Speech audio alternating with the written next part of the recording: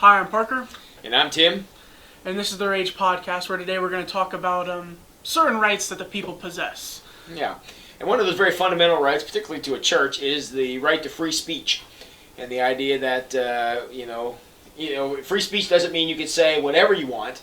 I mean, I can't run into a crowded building and yell, "Fire!" Yeah, that's illegal. And it's also like you can't say anything like threatening. You can't say like, I'm gonna, do this to you, I'm gonna do that, because that's when you get in trouble. Yeah, but there is just going from when I was in government class last year, but your teacher will be thrilled. Yeah, we actually talked about, you can't walk into a movie theater and scream fire because that's inducing panic. Right.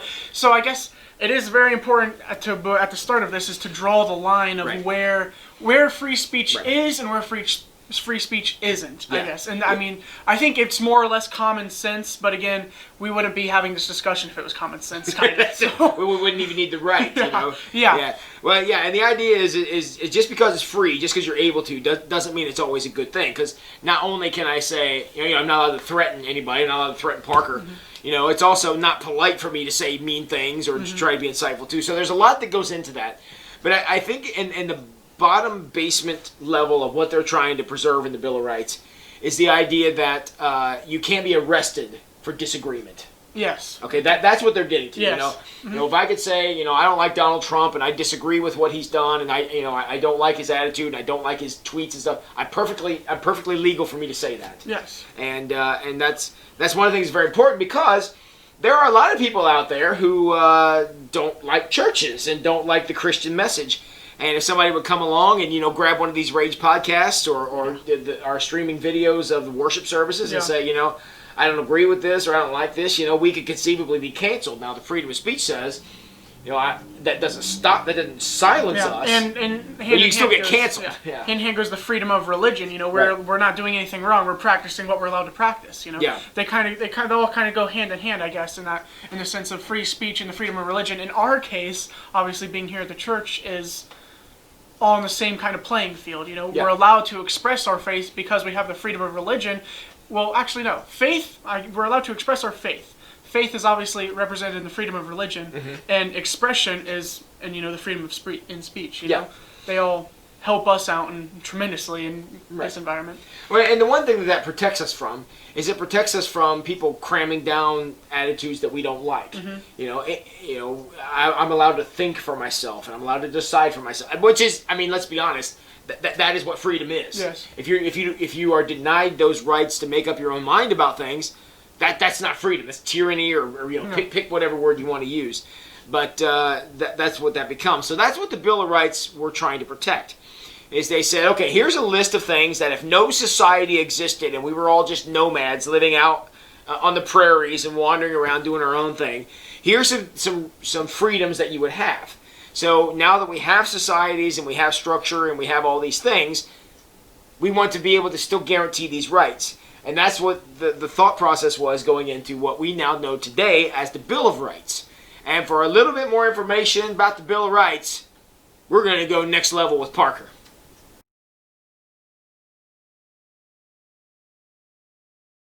The Bill of Rights was created to protect the naturally God-given rights that every person should possess, like life, liberty, and the pursuit of happiness.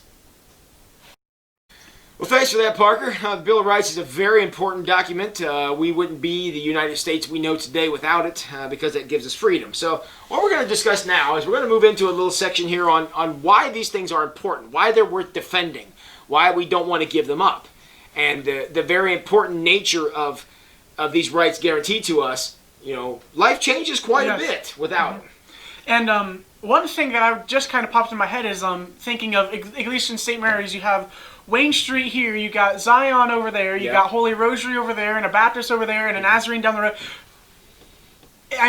I guess when you think about it in the sense of like church and how, we've all had our own divisions, we all have the same free speech, I guess, is what I'm kind of just popped into my head about how we all have different, opinions, but we all can get together in unison. Well, and we're going to have an example of that this week. I'm going to sit down and have lunch with all those pastors on Thursday. Yeah. So, and one of the things we're working on is a Back to Church campaign for Easter. We're doing that together. We've done joint services together, joint projects together.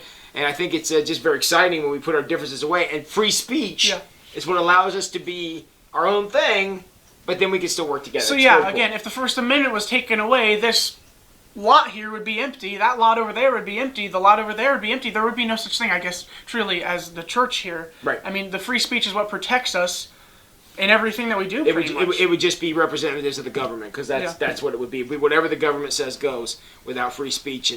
And every time in the world that's ever been tried, it failed miserably, and that's an understatement. Yeah.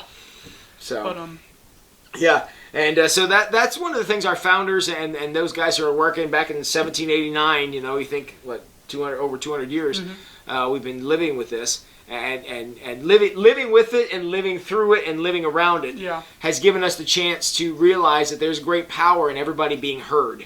And that's what free speech essentially is. You have the right to say I guess you have the right to ignore what you want to, but it gives everybody a chance to speak their mind and be heard, and gives the great chorus of ideas that are out there. We don't have to agree with them all, but we do have to listen to them all. And that's when free speech is at its best, is when everyone can say what they want and everybody listens and then says, I don't know, or agrees or changes my mind or whatever. But it's when that conversation happens, that's when communities develop. I mean, so I guess to break down the whole First Amendment, you have the freedom of speech, obviously, is the big one we're talking about. You have religion was the other one that we talked about. Yeah, can petition the government, the right to assembly, and get all five of them. Press, yes. Freedom of the press. Freedom of the press, obviously, and that's I guess is a big thing too. That can kind of, I guess we are seeing kind of the negative side a little bit. Now that I'm thinking of it, like we see, the news kind of manipulating what they're trying to give to us, but I guess they have that freedom. But they have that freedom, and that's the danger is where do the facts end and the opinion begins, and that's a big question, and that's. That's an issue created by freedom of the press, but I'm glad we have it. I'd rather have that than some of the other things that would Amen to that, because it'd all be worse than that. Even though there are some networks that I watch, and I'm like, you guys even watching what's going on, and even I'm glad they're there. Yeah. I sometimes wish they'd be a little more open about what their bias is. Yeah. But at the same time, I think it's that very freedom that allows people to put their ideas out there and let everybody else test them and see whether they want to accept or reject them. It's the variety, I think this episode can go back to when we talked about the Tower of Babel and, how our diversity needs to be heard. Everyone has their own opinion. If we can come together and work together with everyone's opinions, we can achieve things such as the Tower of Babel. We can achieve great and mighty things compared to what we're doing currently, I guess. It's funny you say that. I guess we'll kind of wrap up with this. I was just thinking, do you know when free speech breaks down? Free speech actually doesn't break down when people can't speak. Free speech actually breaks down when no one listens. Yeah. Because if I can say whatever I want, but nobody's listening, like this podcast, there's going to be certain ones of you who are going to click on and watch this and other ones not. This isn't going to affect anybody who doesn't listen to it. But to the people who do listen to it, you're going to think, well, I agree or disagree, or I think this or that or whatever. But that free speech becomes worthless when nobody's listening, and I think that is the downside. That's when people start wanting to be forceful with their speech, which is also illegal. And so it's an interesting. That's a good input there. With no one listening is when free speech is gone. That's an interesting way of taking it. Yeah. I guess. And I really feel that's what's happening. We can have I've learned that over all these years doing sermons. You have the greatest sermon in the world. Nobody hears it. It doesn't matter. Yeah. So, well, everybody, we want you to exercise your free speech. In fact, if you want to jump in the comments and make a comment, we'll be happy to have you do that. And appreciate you guys watching along with us. And Parker, you got any more free speech for us today? Free speech for today. You know what? Have a good week, I guess. We'll end the podcast there. Yep. Have a great week, everybody.